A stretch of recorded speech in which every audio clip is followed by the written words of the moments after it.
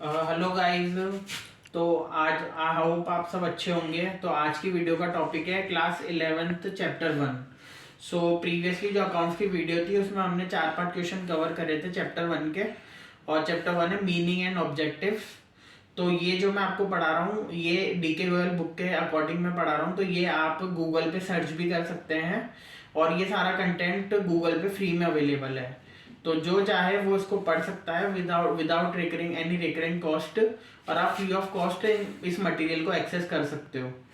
तो जो हमारी प्रीवियस वीडियो थी उसमें हमने 6 क्वेश्चन तक कवर कर लिया था, प्लस थोड़ा अकाउंटेंसी का भी इंट्रोडक्शन हमने कवर करा था।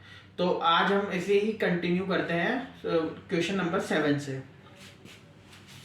तो क्वेश्चन नंबर 7 है name the branch of commerce which keeps a record of monetary transactions. So इसका आंसर है बुक कीपिंग। तो बुक कीपिंग क्यों? क्योंकि बुक कीपिंग में क्या होता है कि ये रिकॉर्ड रखती है जितने भी मॉनेटरी ट्रांजेक्शन होते हैं आपके बिजनेस के, उनका पूरा रिकॉर्ड रखती है बुक कीपिंग का। बुक कीपिंग एक टर्म है अपने आप में, बट इसका यही मेन प्रोसीजर रहता है कि जो भी आपके बिजनेस में मॉनेटरी ट्रांजेक्शन होते हैं from starting till end date, ये सारे रिकॉर्ड करती है। Give one point of distinction between book keeping and accountancy. तो बुक कीपिंग मैंने अभी आपको बताया कि एक टर्म है, तो ये अकाउंटेंसी के अंडर कवर होता है। अकाउंटेंसी में हम रिकॉर्डिंग, समराइजिंग, ट्रांजैक्शनल और भी सारी चीजें करते हैं। तो बुक कीपिंग इसी का पार्ट है और यही इसका मेन डिफरेंस है कि बुक कीपिंग पार्ट है। What is the end product of financial accounting? तो trading P&L and balance sheet है जो हम ईयर एंड पे बनाते हैं सारे अकाउंट्स क्लोज करने के बाद। जो पर्सनल, रियल, नॉमिनल अकाउंट्स होते हैं ये हम आगे देखेंगे कि क्या अकाउंट्स होते हैं। तो इन सबको हम क्लोज करते हैं, उसके बाद एक ट्रेडिंग एंड P&L बनता है हमारा, उससे हमारा नेट प्रॉफिट आता है और फिर उस नेट प्रॉफिट को हम बैलेंस शीट में दिखाते हैं। तो बैलेंस शीट में ये होता है कि जो भी पर्टिकुलर डे होता है उसके अकॉर्डिंग फर्म की जो कैपेसिटी होती है वो शो करते हैं बिजनेस की कि वेदर इट इज प्रॉफिटेबल और नॉट, और क्या असेट्स की वैल्यू है on a particular day. Name any two users of accounting information.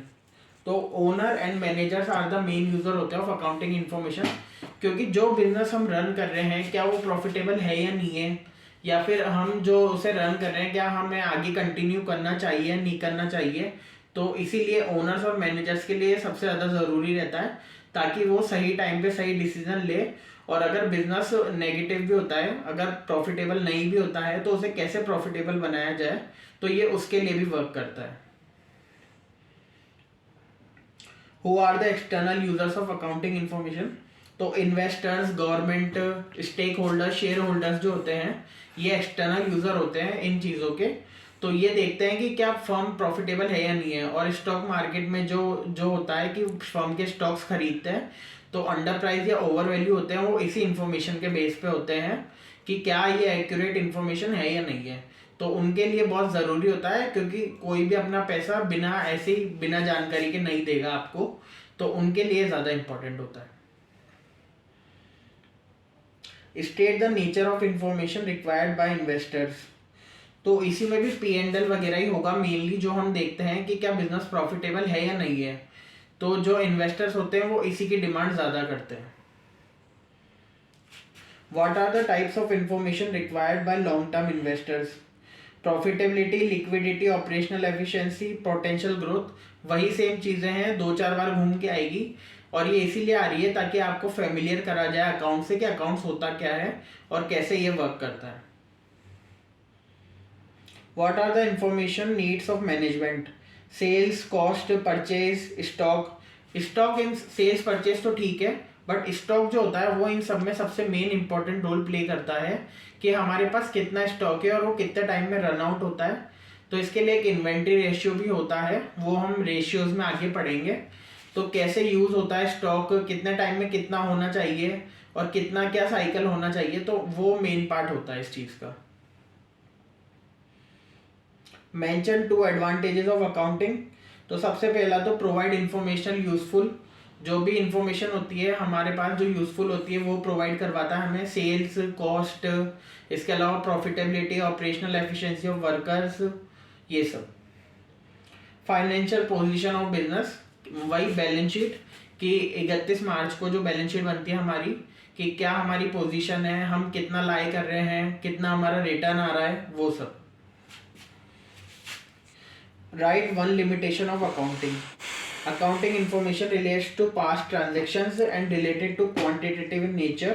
It does not provide qualitative and non-financial.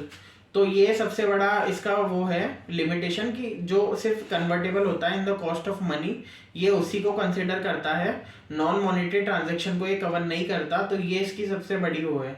जैसे सपोज हमारी कंपनी में कोई एम्प्लॉय है, वो हमारे लिए बहुत यूजफुल है, एकदम से उसकी सडन डेथ हो जाए या कुछ और हो जाए, तो वो जो लॉस है वो उसको कवर करना, उसमें कितना अमाउंट आएगा, तो वो चीज़ें ये कवर नहीं कर सकते मॉनेटरी टर्म्स में। तो ये सबसे बड़ा लिमिटेशन है। Write the name of two qualitative characteristics of accounting information. तो रिलायबिलिटी और कंपेरेबिलिटी। वही P&L एंड बैलेंस शीट, ये हम पीयर कॉम्पिटिटिव एनालिसिस भी होता है इसमें। तो हम ये देखते हैं कि जो पूरे ऑल ओवर इंडस्ट्री में जो हमारी ग्रोथ है प्लस जो हमारी कंपनी की ग्रोथ है, क्या वो रिलेट कर रही है या नहीं कर रही है, तो उसे हम इस चीज के थ्रू मेजर करते हैं। Accounting information should be verifiable and free from personal bias. Name the qualitative characteristics of accounting. तो जो अकाउंटिंग स्टेटमेंट होते हैं वो रिलायबिलिटी होती है। तो अकाउंटिंग स्टेटमेंट्स में भी अलग अलग पार्ट रहते हैं, वो हम आगे डिस्कस करेंगे। बट मेन यही है कि P&L और बैलेंस शीट अभी आप ध्यान रखें, क्योंकि सबसे मेन और एंड में जो 11th का सिलेबस है उसके लिए आपको यही मेन काम आएगा अभी। Two functions of accounting. Recognising of money transaction, मतलब वही ट्रांजेक्शन जो मॉनेटरी टर्म्स में हम कंसिडर कर सकते हैं। Recognising in book of original entry. तो जो भी ट्रांजेक्शन होता है उसे पर्टिकुलरली रिकॉर्ड करना, जैसे परचेज करी या सेल्स करी या किसी से फिक्स्ड असेट ली या कैश में पेमेंट लिया, तो जो रिकॉर्डिंग होती है वही इसका कैरेक्टरिस्टिक है। Characteristics of accounting. आइडेंटिफाइंग, उसको मेजर करना मॉनेटरी टर्म्स में। रिकॉर्डिंग, सही बुक्स में उन्हें रिकॉर्ड करना, जर्नल, लेजर और भी बहुत सारी होती है, वो हम आगे देखेंगे। क्लासीफाइंग, उसे क्लासीफाई करना कि वो किस टाइप का है, रियल, पर्सनल, रियल, नॉमिनल, ये भी आगे डिस्कस होगा। एंड कम्युनिकेशन, कि क्या वो रिलायबल है या नहीं है, और जो भी हमारे पास सोर्स ऑफ इंफॉर्मेशन है वो सही है या नहीं है।